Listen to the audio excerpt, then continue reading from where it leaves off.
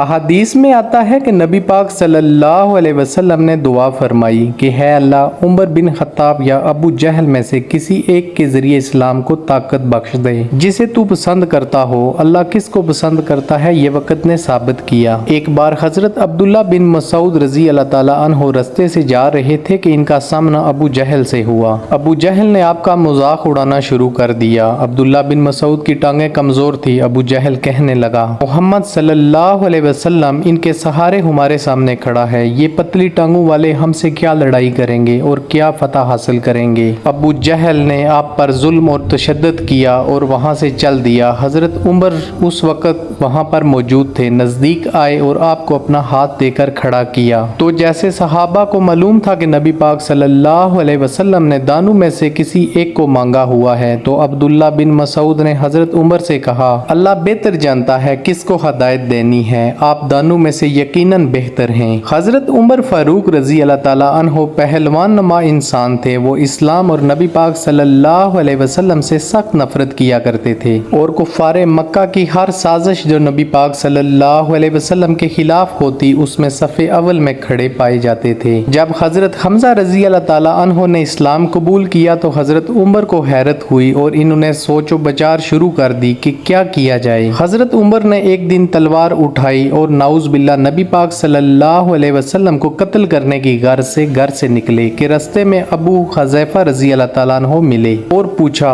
उमर इतने गुस्से में कहाँ जा रहे हो? तो बताया कि मोहम्मद सल्लल्लाहु अलैहि वसल्लम को कत्ल करने जा रहा हूँ। तो अबू हुज़ैफा रजी अल्लाह ताला अन्हो ने कहा, पहले अपने घर की खबर लो। ये सुनकर हजरत उमर हैरानो परेशान हुए और अपनी बहन के घर की तरफ चल पड़े। बहन के घर के दरवाजे पर रुक गए क्योंकि अंदर से इनकी बहन और बहनोई सूरत तलहा की तलावत सुन रहे थे। हजरत उमर ने गुस्से से दरवाजा खटखटाना शुरू कर दिया और गुस्से से कह रहे थे कि दरवाजा खोलो, आज मैं तुम दोनों को कत्ल कर दूंगा। जब हजरत उमर की बहन ने दरवाजा खोला तो हजरत उमर गुस्से से अंदर गए और बहन और बहनोई को मारना शुरू कर दिया। तो हजरत उमर की बहन ने कहा, उमर तू जितना मर्जी हमें मार, हमें कत्ल कर दे, लेकिन इस्लाम से हमारे मुंह को नहीं फेर सकेगा। हजरत उमर ने जब बहन के मुंह से ये अल्फाज सुने तो उन्होंने मारना पीटना खत्म कर दिया और कहा कि तुम लोग क्या पढ़ रहे हो, मुझे भी जरा दिखाओ। उस वक्त मक्का में बहुत कम लोग पढ़ना लिखना जानते थे और उनमें से एक हजरत उमर थे जो पढ़ना लिखना जानते थे।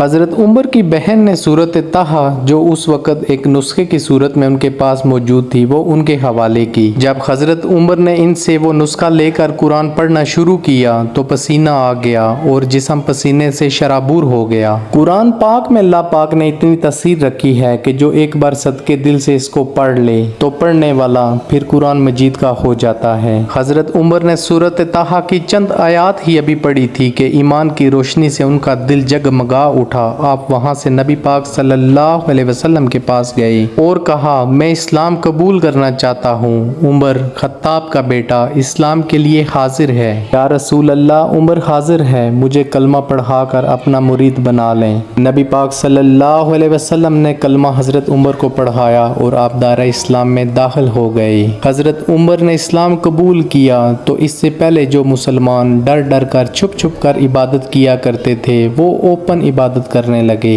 रवायात में आता है कि हजरत उमर अपनी नंगी तलवार लेकर मक्का की गलियों में घूमते और फरमाया करते थे कि जिसने अपनी बीवी को बेवा करना है, अपनी माँ को बिन बेटा करना है, अपनी औलादों को यतीम करना है तो मेरे सामने आए, मेरे सामने आकर मेरा मुकाबला करे।